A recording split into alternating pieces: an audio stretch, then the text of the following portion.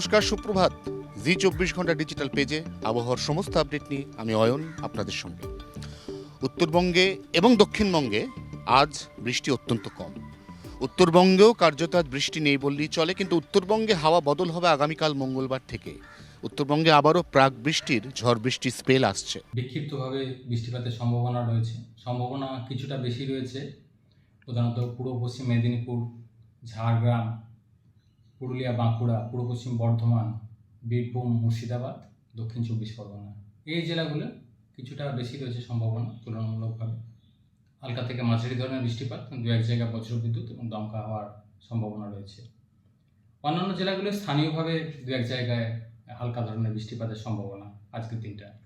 মঙ্গল, বুধ, বৃহস্পতি, শুক্র উত্তরবঙ্গে বৃষ্টি। এর মধ্যে বৃহস্পতি এবং শুক্রবার উত্তরবঙ্গের ওপরের জেলায় কোনো কোনো অংশে ভারী বৃষ্টির পূর্বাভাস। দক্ষিণবঙ্গ আপাতত খটখটে শুকনো, চাতক পাখির মতো আবারও এক ফোঁটা বৃষ্টির অপেক্ষা।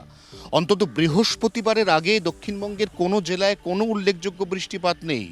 যেখানে যখন আঞ্চলিক বিক্ষিপ্ত বৃষ্টি, সেখানে বৃষ্টি কমার আধ ঘন্টার মধ্যে পরিস্থিতি আবারও সেই অর্থাৎ ঘর্মাক্ত।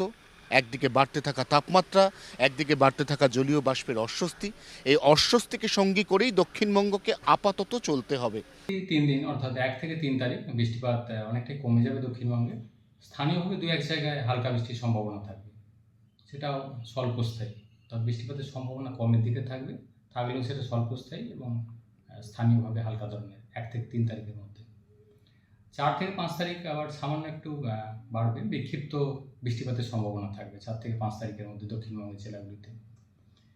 তাপমাত্রা আগামী 3 দিনে দিনের তাপমাত্রা 2 থেকে 4 ডিগ্রির মতো বাড়ার সম্ভাবনা রয়েছে, যেটা গত কয়েকদিনে বৃষ্টিপাতের কারণে মেঘলা থাকার কারণে অনেকটা কমে গেছিল।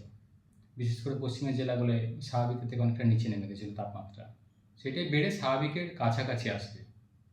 সেটা স্বাভাবিকের থেকে কমে গেছে, সেটাই এই সময় যে তাপমাত্রা স্বাভাবিক যেটা থাকে সর্বোচ্চ তার কাছাকাছি চলে আসবে। এর মধ্যে একটাই আশার কথা, মৌসুমি বায়ু অর্থাৎ বর্ষা, তার অগ্রগতি সন্তোষজনক। কেরলমের পর সেই বর্ষার আরও একটু অগ্রগতি ঘটেছে। এমনটা আশা করা হচ্ছে যে বাংলা অর্থাৎ দক্ষিণবঙ্গের উপকূলবর্তী জেলাতে বর্ষার আগমন ঘটতে পারে জুন মাসের একেবারে শেষ দিকে। এখন বর্ষার সেই স্থায়ী বৃষ্টি ছাড়া খুব একটা পরিত্রাণের পথ নেই বলেই মনে করছে আলিপুর আবহাওয়া দফতর। জি 24 ঘন্টার জন্য ক্যামেরায় নবীনের সঙ্গে অয়ন, কলকাতা।